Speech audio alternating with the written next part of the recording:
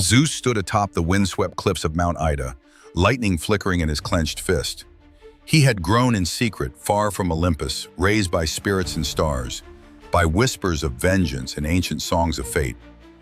For years, he trained in solitude, learning the tongues of beasts, bending storms to his will, striking stone with thunder until it cracked. But now the time had come. The prophecy awaited. In the old forest shrine, Rhea, his mother, stood cloaked in mourning. Her face, once radiant, was lined with grief. She turned to Zeus, her last-born, the only one she had saved. "Your father," she said, her voice barely more than wind, "fears you. He fears what you might become." Zeus stepped closer. His eyes burned with purpose. He should. Cronus, lord of the Titans, ruler of the cosmos, still believed all his children were gone, devoured, consumed, silenced. But he was wrong. One had escaped, and that one had returned. With him, Zeus carried a gift, a vial of glimmering liquid, forged in secret by Gaia, the earth herself. It shimmered like captured moonlight, alive with divine vengeance.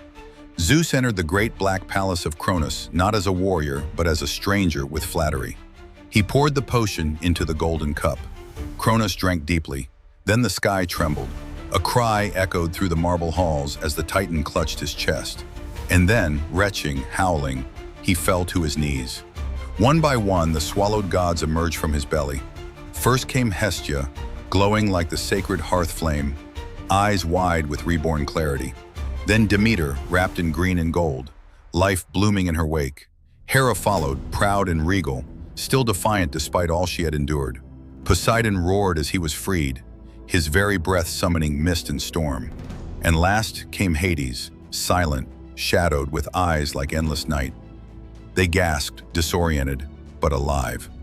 Cronus looked up, weak and confused, as 6 divine figures now surrounded him. "You feared us," Zeus said, voice like thunder. "Now you face us." He raised his hand, and lightning answered, not as a weapon, but as a declaration. The gods, once victims, now stood as siblings, united, and Cronus, once king of all, realized too late that his time was over. The age of Titans had cracked. The war for the cosmos had begun. The halls of Olympus, once echoing only with the voice of Cronus, now stirred with new life. The freed gods stood side by side, dazed but awakening.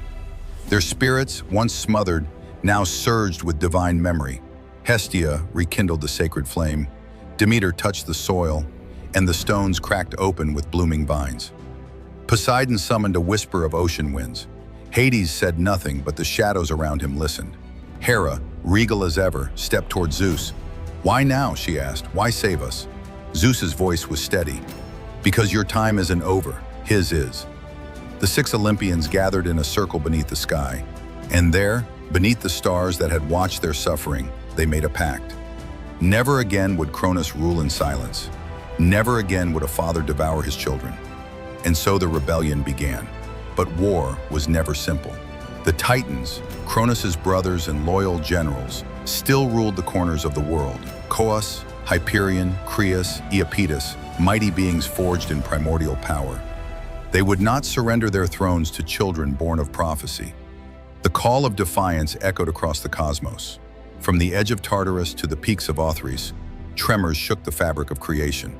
The first to respond was Oceanus, ancient and wise, who refused to shed blood, but warned Zeus. "This path leads to fire, and fire consumes all." But Zeus did not flinch. He journeyed to the caves beneath the earth, where Gaia whispered to him. There he retrieved weapons long hidden, forged by Cyclops, bound by chains older than the stars. To Hades, he gave a helmet of invisibility. To Poseidon, a trident that could shatter the seas. And in his own hand, Zeus claimed the thunderbolt. With these, they would challenge the throne. The Olympians ascended the mountain once again, but this time, not in chains. Cronus had summoned his army. The skies darkened. Titans stood like moving mountains, their eyes aflame with fury. "You dare raise arms against your father," Cronus roared. "You are not my father," Zeus replied, thunder cracking behind every word. "You are the storm we were born to end." Then silence. For one breathless moment, the world held still. Gods and Titans poised at the edge of war. And then the sky screamed. The first blow was not seen, but felt. A thunderclap so deep it shook the bones of mountains. From Mount Othrys the Titans roared, from Mount Olympus the gods answered. The skies cracked, the oceans raged, the very earth held its breath. It had begun, the Titanomachy. Zeus hurled lightning like burning comets, splitting the clouds and scorching stone. Poseidon's trident cleaved the sea and sent waves crashing over Titan's strongholds. Hades slipped through shadows like smoke unseen, striking from beneath with whispers of death. The Titans were massive, ancient forces. Each strike from Cronus was like a world-ending storm. With his scythe of void metal, he slashed at time itself, seeking to undo the gods before they could even rise. But the Olympians did not stand alone. In the deepest prison of the world, Zeus descended into Tartarus, where the monstrous Cyclops and hundred-handed Hecatoncheires had been chained for eons by Cronus.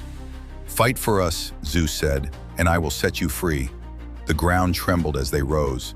The Hecatoncheires, with 50 heads and 100 arms each, hurling boulders like raindrops. The Cyclopes forged lightning anew, fueling Zeus with weapons of raw power. The war stretched over 10 years. 10 years of sky torn by battle.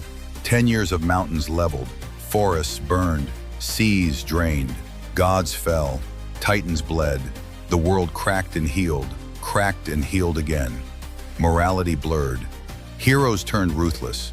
Monsters showed mercy. In the 7th year, the war teetered.